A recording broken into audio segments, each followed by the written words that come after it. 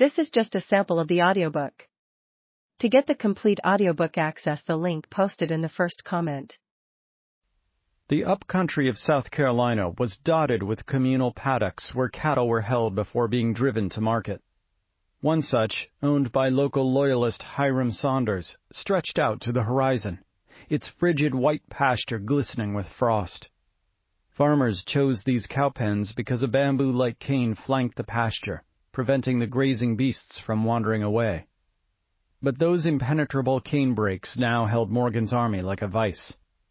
The rebel army was caged in, with the British in front and the rising Broad River at its rear.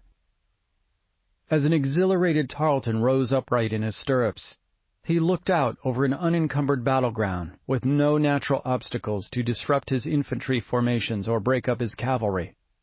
The cattle had long ago removed any dense undergrowth, leaving just scattered knots of oak and pine.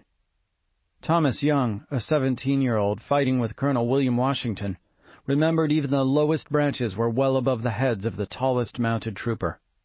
Tarleton could barely believe his good fortune. The gentle, open ground of Saunders' cowpens was perfect for bayonet and saber charge, the devastating maneuvers at which the Legion excelled. It also allowed ease of movement and unimpeded views for his two light cannon. He wrote, "The situation of the enemy was desperate in case of misfortune. An open country and a river in their rear must have thrown them entirely into the power of his very superior cavalry." 8 years later, his delusions unaltered by the passage of time, he still appeared baffled by the disaster that befell him. Tarleton remained convinced, America does not produce many more battlefields suitable to the nature of troops under his command. But it was a deadly illusion. Although superficially flat from Tarleton's vantage point, the ground facing him was actually composed of slight ridges and gently rolling hills.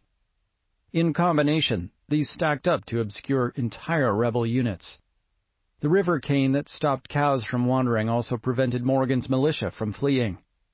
Worse still, it funneled Tarleton's own men. Instead of it being ideal ground, Tarleton was being forced to conduct a blind frontal assault up a deceptive array of slopes.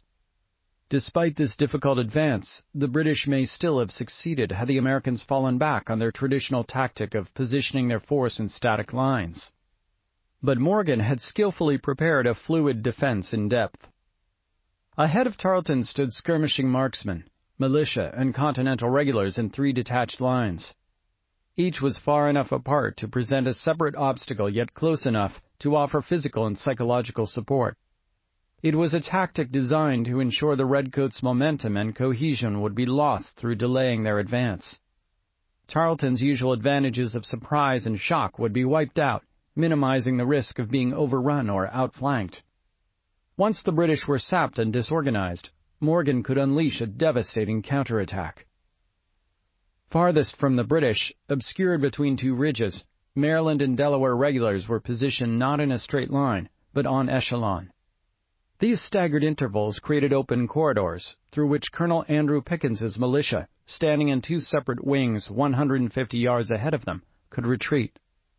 By custom, American officers placed militia in unexposed positions, usually behind Continental regulars. But here Morgan positioned them in advance with one task: fire 2 coordinated volleys, then withdraw through the gaps and reform in the rear. Ahead of the militia, Morgan stationed select Georgian and North Carolinian sharpshooters with orders to target the officers and cause confusion in the British lines. Like Pickens's militia, they were under orders to avoid an unwinnable hand-to-hand melee. But as Tarleton arched forward in his saddle, scanning the ground ahead, much of this was concealed from him. He halted his men and waited impatiently as they began to take off their accoutrements, blankets, and knapsacks. 30 minutes later, his troops were stripped to the barest essentials: bayonet and Brown Bess musket. At his command were 1,200 magnificent soldiers, the flower of Cornwallis's army. For a few minutes in the morning twilight, everything appeared transfixed, the only moving thing a feeble light cutting across the wintry sky. At 7:30 a.m., the scarlet and green-coated British shattered this tranquility as, forgetting their hunger and fatigue, they moved into battle order to execute the death stroke.